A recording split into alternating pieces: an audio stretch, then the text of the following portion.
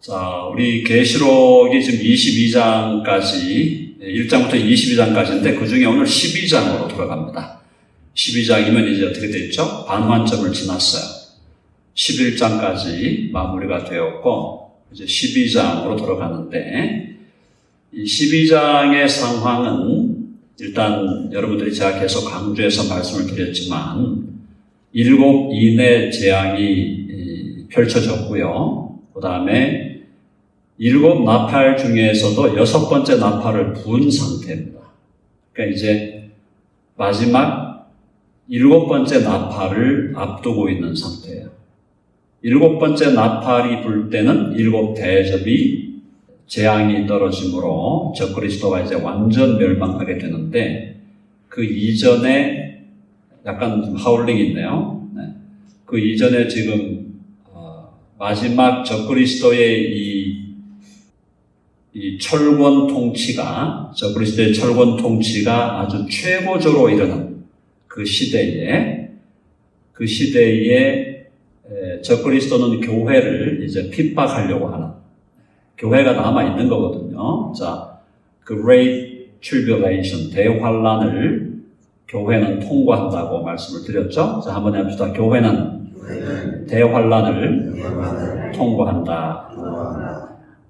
일부 그 세대주의라고 하는 신학을 주장하는 사람들은 교회가 환란을 겪지 않고 환란 이전에 휴거된다고 주장하는 분들이 있는데, 그것은 성경적이지 않습니다.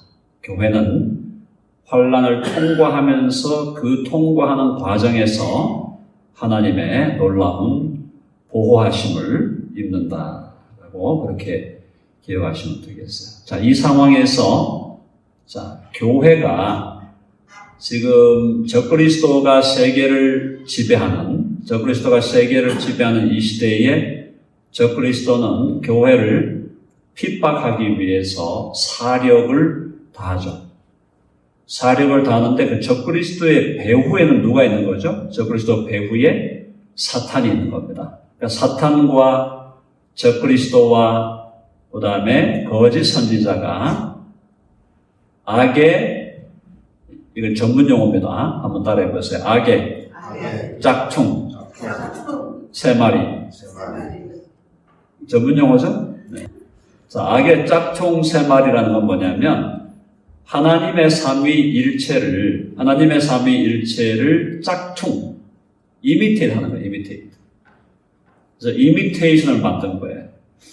그래서 하나님의 삼위일체를 마귀도 이미테이션을 하면서 마귀의 그 evil trinity를 만드는데, evil trinity가 Satan, 그 다음에 the antichrist, 적그리스도, 그 다음에 the false prophet, 거짓 선지자, 이 세 마리가 하나의 그 삼위일체를 이루고 있다. 악의 짝퉁 세 마리라고 부르는데, 적그리스도가 교회를 핍박하려고 하는 그 상황이다. 여러분 그걸 이해하시고, 오늘 12장에 나오는 이 사건은 적그리스도와 거짓 선지자가 협력을 해가지고, 그죠? 사탄과 엔티크라이스트가 협력을 해서 교회를 강력하게 핍박하려고 하는 그 시대를 지금 보여주고 있는데, 그때에 어떻게 하신다? 자, 한번 해봅시다. 하나님이 교회를 보호하신다. 하나님은 교회를, 또 우리 개인 그리스도인들을 보호하시겠다는 약속을 지금 12장 1절로 6절에서 보여주고 있습니다. 그러므로 우리는 두려워할 게 없어요. 두려워할 필요가 없고, 하나님께 기도하면서 우리의 믿음을 잘 지키면 되는 것입니다. 한번 해볼까요? 두려워하지 말라. 하나님 앞에서 예수 그리스도에 대한 우리의 믿음을 잘 지키면 끝까지 견디게 되고 끝까지 이기게 되는 겁니다. 우리를 끝까지 견디고 끝까지 이기게 하시는 분은 우리 안에 계신 성령이세요. 성령께서 견디게 하시고 성령께서 이기게 하신다. 우리는 그분을 붙들고 그분을 바라보면서 우리의 믿음을 잘 지켜가면 된다라는 겁니다. 자, 12장 1절 보죠. 하늘에 큰 이적이 있습니다. 큰 이적은 요건 이제 뭐 환상으로 보이죠. 환상. 큰 환상이 있는데 어떤 사람이 보이냐? 해를 옷 입은 한 여자가 있어요. 해를 옷 입은 한 여자가 있고 이 여자는 그 발 아래에 달이 있고 그 머리에는 12별의 관을 썼더라. 이 여자가 누구일까요? 제가 지금까지 여러분들에게 오늘 서론적으로 말씀드린 걸로 볼 때는 이 여자가 누구냐 감을 잡으셨을 텐데 이 여자는 교회입니다. 교회. 그러니까 태양, 해를 옷 입었다. 해를 옷 입었다. 해라는 것은 성경에서 해라는 것, 태양은 의의 태양이신 예수 그리스도에 대한 상징으로 많이 사용됩니다. 그래서 의의 태양이신 예수 그리스도로 옷 입은 여자다. 이거는 교회예요. 그래서 성경에서 우리 특별히 구약에 보면은 우리 남자 성도들이 있고 또 남자 성도들과 결혼한 성도들이 여자 성도들이 있는데 성경에서 믿음의 사람들 중에 남자들은 그리스도를 예표하고 prefiguring 그 다음에 여성은 교회를 예표하는 그림이 구약에 가득 차 있죠. 대표적인 것이 사실은 아담과 하와도 아담은 그리스도에 대한 모형이죠. 하와는 교회에 대한 모형이에요. 또 우리 대표적인 또 여성 남성 보아스와 룻. 보아스도 그리스도에 대한 모형이고 보아스와 결혼한 룻도 바로 교회의 모형이에요. 아브라함과 사라도 그렇고 이삭과 리브가 야곱이 정말 사랑한 여인은 라헬이었죠.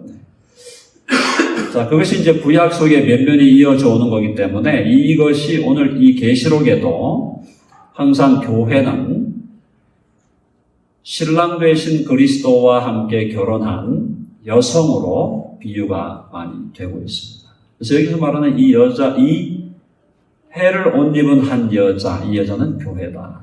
근데 저처럼 해석하는 학자들이 복음주의권에 많이 있지만 여기 지금 해를 옷 입은 한 여자, 이 본문을 가톨릭 그 천주교의 신부들이 해석하면 이 여자가 누구겠어요? 상식적으로 누구겠어요? 마리아로 생각하는 거죠. 가톨릭의 상식에 의하면 이게 마리아라는 거예요. 근데 뒤에 읽어보면은 이 여성이 또 아기를 낳으니까 이거 뭐 마리아에 대한 건가 이렇게 생각하는 분들이 많이 있는데 가톨릭은 가톨릭대로 자기들의 교리가 있으니까 그렇게 해석하지만 우리는 그 해석을 받아들이지 않습니다. 왜냐하면 성경은 항상 성경 이 본문의 앞뒤 전후 좌우의 컨텍스트를 따라 읽어야 돼요. 왜 여기서 갑자기 마리아가 나오냐? 마리아가 나올 일이 없습니다. 여기서는 지금 교회가 핍박을 당하고 있고 적그리스도가 교회를 지금 막 박해하는 이 상황인데 여기서 나오는 이 여인은 성경 전체가 말하고 있는 대로 그리스도와 결혼한 또 그리스도로 옷 입은 교회다라고 해석하는 것이 바르다라는 것이죠. 자, 그래서 이 여성은 한 여자가 있는데 그 발 아래 달이 있고 그 머리에 12별의 관을 썼더라. 교회와 12라고 하는 숫자는 연결이 되어 있죠. 구약교회는 12지파, 신약교회는 12사도, 그들이 기초예요. 그래서 12이다, 숫자가 12이다 하는 것은 교회와 관련된 상징적인 숫자일 경우가 많이 있다. 그 다음에 이 여자가 아이를 낳아서 해산하게 되매 아파서 애를 쓰며 부르짖더라. 지금 어떤 연유인지는 모르지만 이 교회가 지금 해산을 하려고 하고 있는 중이에요. 3절에 보니까 이 교회를 이제 삼켜버리려고 달려드는 마귀가 보입니다. 3절 보면은 한번 3절 읽어볼까요? 다 같이 시작.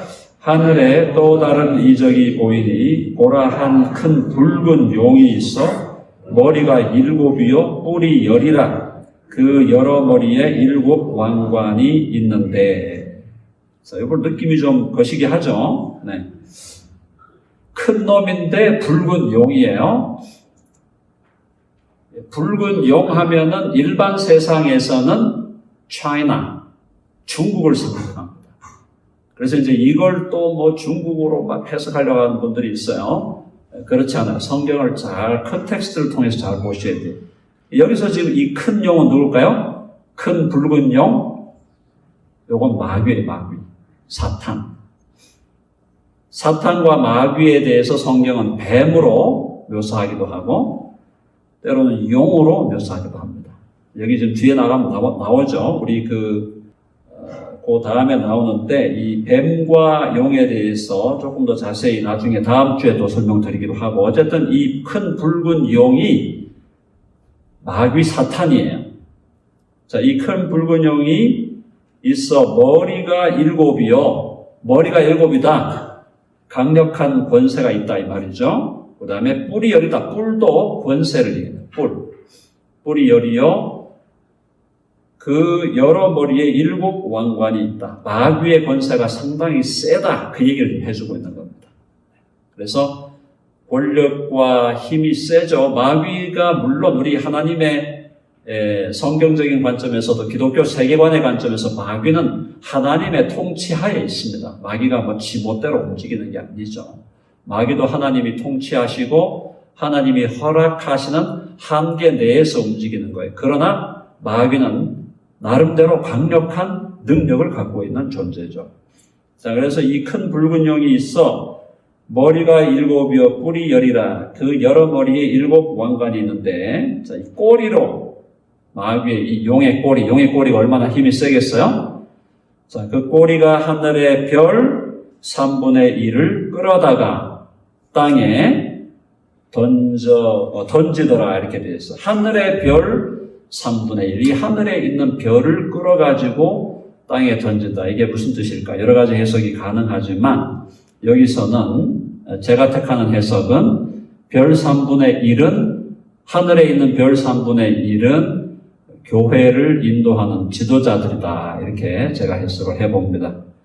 그래서 교회를 지도하는 지도자들의 3분의 1을 땅에 떨어뜨렸다. 타락하게 만들었다는 거죠. 이 사탄의 역사가. 그렇게 해서 땅에 던지고 용이 해산하려는 여자 앞에서 이 여자 앞에서 용이 서가지고 그가 해산하면 그 아이를 삼키고자 하더니 마귀가 이 여성 교회가 낳으려고 하는 어떤 해산하는 그 교회가 낳는 아이를 지금 뭐라 그랬어요? 이 마귀가 그 아이를 삼키고자 기다리고 있다. 자, 이런 이미지들을 통해서 어떤 분들은 이제 마리아가 초기 예수님 오실 때 마리아가 예수님을 낳았는데 예수님을 낳은 것에 대해서 그것을 헤롯을 통해서 2살짜리 아이들 이하 남자아이를 다 죽이는 이런 장면으로 이걸 마리아로 해석하려는 분들이 많이 나오는데 그렇게 보는 해석은 가톨릭적인 해석이라고 그랬고요. 이 맥락에서 이것은 교회가 어떤 아기를 낳는다. 이 아기가 누구냐? 5절 다 같이 시작. 여자가 아들을 낳으니 이는 장차 철장으로 만국을 다스릴 남자라. 그 아이를 하나님 앞과 그 보좌 앞으로 올려가더라. 여자가 아들을 낳았는데 이는 장차 철장으로 만국을 다스릴 남자라. 언뜻 보면은 예수님 같죠? 예수님처럼 보이는 예수님이 아니라는 거예요. 여기서 말하는 이 남자. 철장으로 다스리는 이 사람은 누구냐? 계시록 우리 2장으로 한번 가봅시다. 자, 철장 권세에 대해서 그러니까 예수님만 철장 권세가 있는 게 아니라 바로 우리 나중에 교회가 그리스도 안에서 철장 권세로 다스린다. 2장 27절. 자, 2장 26, 27. 계시록 2장 26, 27을 한번 제가 읽어볼게요. 자, 여기 이제 이기는 자, 교회의 일원으로 이기는 자들에게도 철장 권세를 주신다고 나와 있어요. 2장 26 보면 이기는 자와 끝까지 내 일을 지키는 그에게 만국을 다스리는 권세를 주리니 27절에 그가 철장을 가지고 그들을 다스려 질그릇 깨뜨리는 것 같이 하리라. 나도 내 아버지께 받은 것이 그러하니라. 여기는 보면 분명히 철장 권세로 만국을 다스리는 권세를 가질 사람들이 예수님이 아닌 예수님을 믿음으로 예수님과 연합한 교회의 일단의 성도들이다라고 분명히 2장 26절과 7절이 밝히고 있는 거예요. 그러니까 여기서 지금 그러면 계시록 12장에서 여기서 말하는 이 지금 컨텍스트에서 교회가 아기를 낳는다라는 것은 예수님을 낳는다는 게 아니라 이것이 종말론적인 표현으로 교회가 끝까지 믿음을 지키면서 마지막 그리스도와 함께 철장으로 만국을 다스릴 참된 믿음의 사람들을 낳고 있다라는 것으로 해석을 해야 된다는 겁니다. 이런 해석을 가하기 위해서는 어느 정도의 신학적인 조금 이런, 그죠? 감수성이 있어야 되지만, 중요한 건 뭐냐? 갈라디아서 4장에 보면, 교회는 모든 성도들의 어머니다라고 말씀하고 있어요. 한번 해볼까요? 교회는 모든 성도들의 어머니다. 가톨릭은 교회의 어머니를 마리아로 보고 있어요. 교회의 성도들의 어머니를 마리아로 보니까 마리아가 삼위일체에다가 더 플러스 돼가지고 거의 사위일체로 나아가고 있어요. 이런 얘기하면은 가톨릭 교단에 있는 교리를 담당하는 사람들은 별로 좋아하지 않겠지만 사실이 그러하다. 제가 볼 때는 그래요. 저도 나름 신학을 연구한 사람인데 가만히 보니까 되게 지금 성모 마리아를 높여서 이게 그 사위일체로 가려고 하는 거거든요.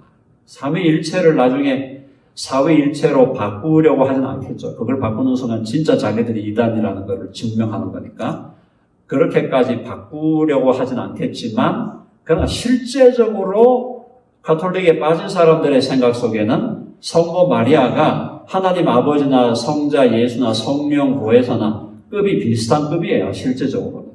자, 제가 이 얘기를 자꾸 드리는 이유가 여러분 가톨릭에 대한 어떤 비판 이런 것도 있지만 이걸 12장을 해석할 때 종말론적인 해석 또 미래적인 해석으로 본다면 이 여성은 모든 성도들의 어머니인 교회로 봐야 됩니다. 그래서 교회는 성도들을 잉태하고 또 교회는 성도들을 낳고 교회가 성도들을 잉태하는 게 뭐예요? 교회가 성도들을 잉태하는 것은 교회로 오라고 하는 거예요. 교회로 오게 해서 처음 믿음을 갖게 하는 거죠. 그래서 잉태하고 그 아기를 낳는 거는 비유컨대 그 사람이 예수님을 믿고 나면은 그 사람에게 세례를 준다든가 그렇게 해서 그 사람이 이제 처음으로 교회 안에 공동체로 들어오고 그 다음에 그 어린아이에게 믿음의 어린 베이비를 교회가 feeding, 교회 공동체가 그 어린 아이를 잘 feeding하고 또 잘 먹이고 또 caring하고 또 잘 돌보고 training하고 education 해가지고 교회 공동체가 한 사람의 혹은 여러 사람의 믿음의 사람들을 길러내서 그 사람들을 교회는 세상으로 파송하여 세상에서 하나님의 나라와 하나님의 복음을 위해 살도록 하는 것이 교회의 역할입니다. 그래서 교회가 모든 성도들의 어머니다라고 하는 이 교회론, 너무너무 중요한 교회론이죠. 그래서 이 교회론을 성경에서 잘 발견해가지고 이 부분, 교회가 모든 성도의, 마리아가 아니고 교회가 모든 성도의 어머니라는 것을 가장 강력하게 주창한 우리 신학자가 누구냐? 존 캘빈이라는 신학자예요. 제가 좋아하는 신학자. 루터와 칼빈 제가 좋아하는데 교회가 바로 모든 성도의 어머니다라고 말했어요. 그래서 여기서 결국 뭐냐? 이 여자가 아들을 낳을 때 이 아들은 마리아가 예수님을 낳고 있는 장면이 아니라 교회가, 적그리스도의 핍박을 받고 있는 교회가 바로 신실하게 믿음을 지켜 끝까지 자기들의 믿음을 지켜서 견디고 끝내 그리스도와 함께 철장 권세로 이 세상을 심판하고 만국을 다스릴 자, 참된 믿음의 사람들을 낳고 있는 장면이다. 그렇게 이해하는 것이 가장 근접한 해석이다라고 보여집니다. 자, 그래서 여자가 이제 핍박을 받아요. 핍박을 받으니까 어떻게 됐습니까? 자, 핍박받으니까 12장 6절 같이 읽어봅니다. 12장 6절 다 같이 시작. 그 여자가 광야로 도망하매 거기서 1260일 동안 그를 양육하기 위하여 하나님께서 예비하신 곳이 있더라. 1260일, 한때, 두때, 반때, 3년 반. 대체로 적그리스도가 교회를 핍박하는 시기를 보통 한 3년 반 정도의 시기로 봅니다. 3년 반 정도의 시기 동안 혹은 그보다 좀 더 짧은 시기 동안에 적그리스도가 강력하게 교회를 핍박하려고 할 때, 완전히 말살시키려고 할 때, 그때 하나님께서 교회를 어디로 도망가게 하느냐? 광야로 도망가게 해서 거기서 1260일 동안 그를 양육한다, 보호한다 이 말이에요. 교회가 하나님을 보호하고 하나님께서 그들을 보호하기 위하여 하나님께서 예비한 곳이 있더라. 하나님이 예비처, 하나님께서 교회를 위한 예비처를 마련해 주시고 교회가 그래서 광야와 예비처, 광야에 있는 예비처를 준비하시고 그 예비처에서 교회를 3년 반 동안, 1260일 3년 반 동안 교회를 잘 보호하시고 또 지켜주셔서 적그리스도의 핍박과 적그리스도의 박해를 교회가 잘 견디고 이겨내게 하신다라는 것이 오늘 12장 6절에 나오는 하나님의 약속입니다. 자, 결론은 뭐냐? 결론은 교회는 덴버 드림 교회, 우리 교회가 한 개개인의 성도들이 하나님께서 참 신비한 거죠. 하나님은 한 사람 한 사람을 개인적으로 부릅니다. 개인적으로 불러요. 신 앞에 선 단독자예요. 키에르 케골이라는 덴마크 철학자가 말했죠. 모든 인간은 신 앞에 선 단독자다. 믿는 사람은 다 단독자로. 신 앞에 선 단독자, 하나님 앞에 선 단독자로 하나님이 세우고 불러 세우지만 이 단독자는 결코 혼자 살아갈 수 없다. 반드시 교회의 일원이 되어서 교회 공동체로 모여서 교회 공동체가 그리스도의 신부가 되고 그리스도의 몸이 되어 유기적인 공동체, 올게닉한 공동체로 교회를 하나님이 만들어 가시고 교회를 계속 자라게 하신다. 그러니까 하나님이 개인을 부르시는 건 너무나 철저하게 개인주의죠. 개인을 부릅니다. 그리고 그 사람 개인의 구원은 그 개인의 신앙 고백에 달려 있습니다. 여러분 아멘 하시죠? 나 개인의 신앙 고백에 의해서 천국 가는 거지 내가 속한 교회 공동체가 이런저런 고백을 했으니까 저는 그냥 거기 딸려서 갑니다. 이건 안 된다는 거예요. 저는 믿음이 약하고 희미했지만 그래도 제가 덴버 드림교회 성도가 되어서 열심히 했는데 좀 봐주시죠. 이게 안 통한다는 거예요. 안 통한다는 거죠. 그러니까 하나님이 개인을 불러서 그 개인의 신앙 고백에 기초해서 그 개인을 구원하시는 철저한 개인주의가 분명히 이 신앙에, 우리 기독교 신앙에 있어요. 그러나 자, 놀라운 것은 하나님이 삼위일체로 존재한다는 것 자체가 뭘 의미하는 거예요? 하나님이 하나의 공동체로 존재하신다는 거예요. 그게 놀라운 거예요. 신기한 거예요. 성부의 개별성, 성자의 개별성, 성령의 개별성이 무시되지 않으면서도 성부와 성자와 성령은 상호 내주적인 통일성, 상호 내주적인 연합을 통해서 하나의 신비한 공동체를 이루고 있다는 거예요. 그러니까 공동체적으로 존재하시는 그 하나님이 개인을 불러서 구원시키셔서 끝내 교회라는 공동체를 형성하여 그 공동체와 더불어 하나님은 영원히 거하시겠다라고 하는 것이 하나님의 계획이다. 그래서 우리 기독교 신앙은 한 개인의 절대성을 절대적으로 주장하지만 동시에 그 개인이 여전히 교회 공동체 안에 연결되고 서로 커넥션되고 서로 네트워크되고 서로 인터커넥션이 이루어지고 그 안에서 올게닉하게 릴레이션십이 이루어져서 교회 공동체가 그리스도 안에서 함께 유기적으로 자라가는 것. 그래서 그리스도의 분량이 그리스도의 장성한 분량이 충만한 데까지 이르게 하는 것이 하나님의 목표다. 왜? 하나님이 본질적으로 공동체적인 존재로 계시기 때문에. 하나님은 알라가 아닙니다. 알라는 절대 단독이죠. 이슬람의 알라는 절대 단독자예요. 그래서 여러분 코란을 읽어보면은 알라에게 아들이 있다고 하는 자는 저주를 받을지어다. 우리는 하나님께 아들이 있다고 하거든요. 완전히 다른 얘기를 하고 있는 거예요. 그런데 오늘날 어떤 신학자들이 알라 신하고 하나님하고 똑같다. 성경에 ABC도 모르는 사람들이 그런 헛소리를 하고 있는데, 알라가, 이슬람이 주장하는 알라는 철저히 단독이에요. 누구도 거기에 같이 붙이면 안 돼. 마호메트도 붙이면 안 돼요. 아무것도 안 돼요. 알라에게 아들이 있다 하는 자는 저주를 받으라. 이슬람이 그 꾸란을 나중에 만들어 놓은 그 이유가 기독교를 반대하기 위해서 만든 거란 말이에요. 기독교는 뭐예요? 하나님 아버지에게 영원한 아들이 있다고 하는 거예요. 하나님 아버지에게 영원한 아들이 있다고 해놓고 그걸로 끝나는 게 아니라 하나님 아버지와 아들 그와 더불어 또 영원히 함께 계시는 성령이 계시다.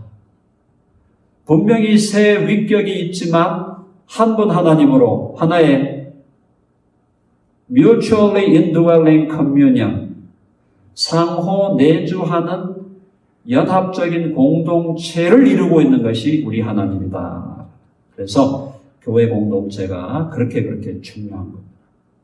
개인의 절대성, 절대적으로 중요하지만 교회의 공동체성 역시 절대적으로 중요합니다.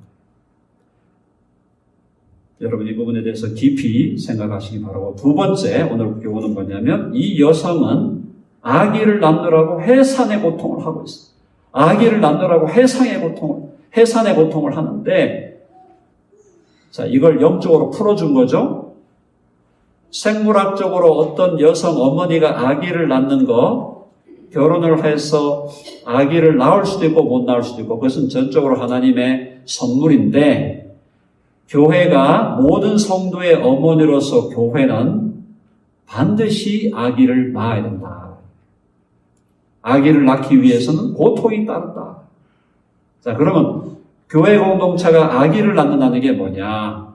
참된 믿음의 사람들을 계속해서 잉태하고, 또 잉태한 그 아이들을 잘 낳아서 그들을 영적으로 feeding, caring, protecting, 또 training, education, 그렇게 해서 교회가 낳은 자녀들을, 교회 공동체가 낳은 자녀들을 계속 하나님 앞에서 성숙하고 신실한 자녀들로 길러가는 역할을 교회는 반드시 해야 된다라는 거고, 오늘 이 종말론의 컨텍스트에서 지금 이 철장 권세를 가지고 만국을 다스릴 하나님의 성도들을 교회가 낳는다라고 하는 것은, 교회가 단순히 베이비 성도들만 많이 낳아가지고 가는 게 아니라, 이 베이비를 계속 제가 지금 몇 주째 계속 이 팀을 여러분들에게 말씀드리고 있죠. 교회가 강력한 그리스도의 군사, 그리스도의 전사들을 만들어가는 역할을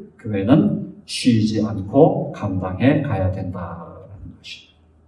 그래서 오늘 여러분 여기 이 자리에 모인 우리 모든 덴버 드림교회 성도들은 하나님 앞에서 영적인 베이비로 머물지 않고 영적으로 머추어한, 성숙하고, 그리고 잘 트레인드된, 잘 훈련되고, 그래서 마지막 시대에 하나님의 군사로, 그리스도의 전사로 하나님 앞에서 멋지게 아름답게 쓰임받는 여러분 되시기를 간절히 바랍니다. 우리 교회가 12월 22일 날 우리 성탄 예배, 감사 예배를 드리면서 그때 우리 몇몇 분들을 이제 세례를 드리려고 합니다. 과거에 세례를 받았는데 그 세례가 별로 의미 있게 기억이 안 나는 분들도 있고, 또 아예 처음부터 세례를 못 받으신 분들도 있고, 그래서 우리 12월 22일 날 우리 전 교회가 함께 몇몇 분들을 세례를 주는데, 이 세례를 주는 이것이야말로 정말 어떤 의미에서 공식적으로 교회 안에 새로운 생명이 탄생합니다. 베이비로. 그러니까 birthday야, birthday. 영적인 의미의 birthday가 되는 거예요. 그래서 그날을 우리가 함께 축하하고 그렇게 하려고 합니다. 오늘 여러분들 중에도 혹시 뭐 세례를 자꾸 뭐 2번, 3번씩 받는 거 그게 썩 좋은 건 아니지만, 그러나 세례를 아직 받으신 적이 없는 분들이 있다면 세례 받도록 신청을 해주시고, 그 다음에 또 세례를 과거에 받은 것 같은데 별로 기억도 잘 안 나고 제대로 받은 것 같지 않다, 혹시 그런 분들이 있다면 다시 신청해 주셔서 세례 교육을 받고 세례를 받게 되는 12월 20일 날 그렇게 세례를 받도록 하겠습니다. 자, 사랑하는 여러분, 밝고 행복한 종말론, 무슨 이야기입니까? 우리는 결코 두려워하거나, 결코 좌절에 빠지거나, 결코 실망하거나 낙심할 필요가 없다 그랬죠?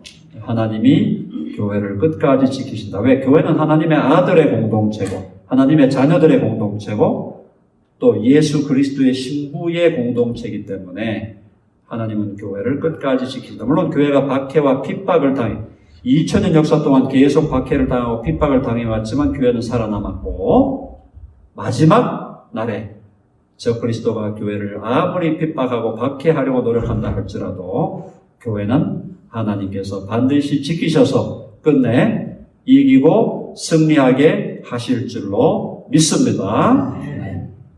그렇게 자신감을 가지시고 다음 주에 12장 7절부터 또 이어지는 그 절을 통해서 이 교회에 대한 마귀의 핍박과 박해, 그리고 그걸 그 상황에서 교회를 보호하시는 하나님의 능력과 권세를 함께 묵상하도록 하겠습니다.